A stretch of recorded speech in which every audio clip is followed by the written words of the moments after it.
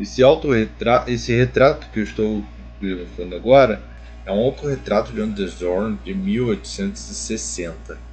Vocês veem como a presença do vermelho, um vermelho mais alaranjado, né, um vermelhão da China. Ele tem uma variação tonal e um controle tonal interessantíssimo nesse vestido, nessa roupa. Você percebe como essa pintura pinta e você vê de forma realista, e também entende até mesmo de alguma forma a textura da sua pintura, do seu material que ele está representando. Você tem um lencinho branco em cima, você tem o vestido todo dele, as dobras, tudo bem trabalhado. Você percebe como a sua pintura, sendo impressionista, ela vai muito para o lado do realismo, de uma representação tridimensional da realidade, mas dando sim destaque às cores, que são mais vivas, uma pincelada, um empastamento muito maior que os retratos tradicionais que vinham sendo executados no passado. No passado do Anders Zorn, né, que provavelmente seria o neoclassicismo, um pouco do realismo. O Anders Zorn está dentro desse realismo, mas também do impressionismo. Então, gente, um ponto importante para se atentar aqui é que vocês procurem obras com qualidade boa de imagem. Procurem no Wikipedia, no Google, o Google Imagens tem uma seção só de imagens de alta qualidade. Em sites de museus, procurem no Wikipedia, às vezes obras do autor ou do pintor que vocês querem, elas estão em qualidade bem maior.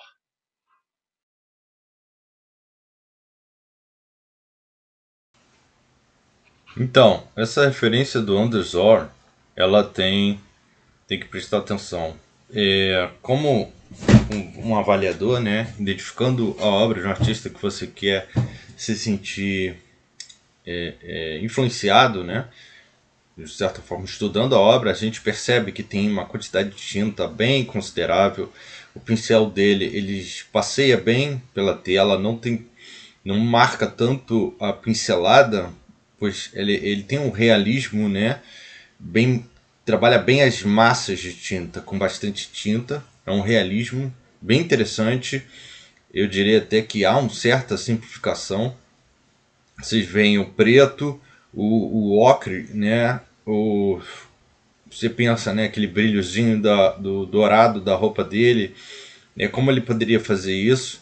A gente pode ter exceções. A paleta básica dele é o ocre, o preto de marfim e o vermelhão da China. Né? O vermelhão da China com o branco e o amarelo você já tem toda a variação do rosto, da cabeça. Você tem o preto de marfim ali no roupa, misturado com um pouco de branco, ele já gera um preto mais acinzentado, como na roupa dele.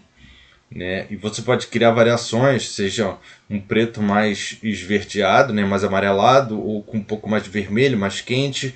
Você vai pensando nessas possibilidades que a paleta de cor dele pode gerar. E você percebe que tem muita tinta em todas as áreas, né?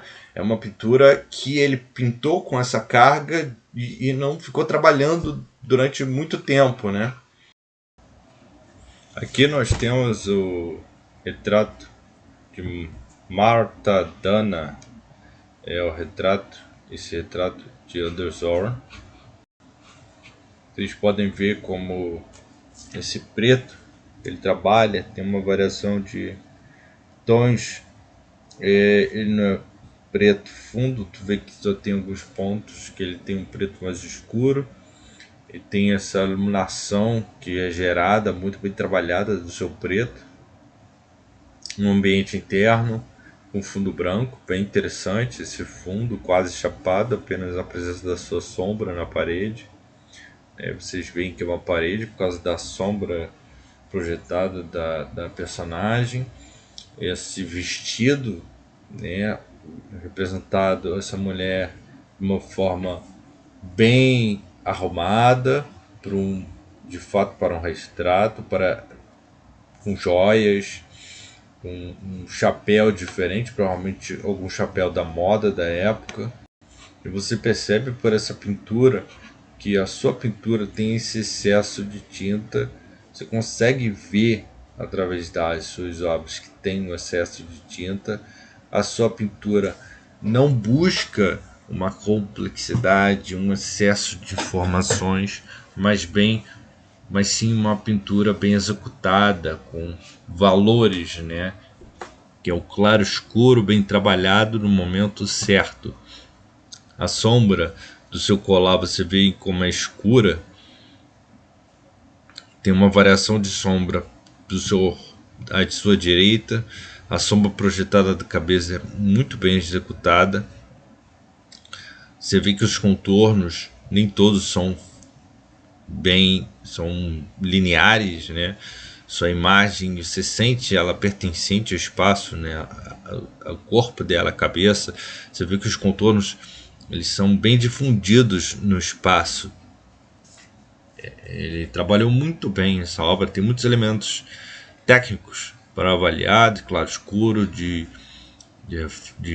da sua sombra, dos contornos, né, que é gerado, dos valores, né, como dialoga essa camisa branca com fundo branco. Então tem elementos da composição e elementos para serem analisados de cor, né? O preto com o branco, obviamente, né, há séculos é uma combinação, um contraste extremamente interessante, muito fácil de se criar, mas aqui ele põe um vermelho um pouco acima na sombra e parece uma flor, né, na cabeça da personagem que olha para um lado, né, você vê que ela está em movimento, ela não olha fixa para o espectador. Esta é mais uma obra de Anders Horn, se chama Girl from Mora, Garota de Mora. É uma obra bem interessante que trago aqui como referência para analisarmos, para usarmos como referência. Lembrando, as diferenças são sempre boas para vocês analisarem o pastamento, como a pincelada é feita, o excesso de tinta e tentar fazer igual. Aqui nós temos outra obra do nosso querido Anders Horn como referência aqui para vocês analisarem, olharem.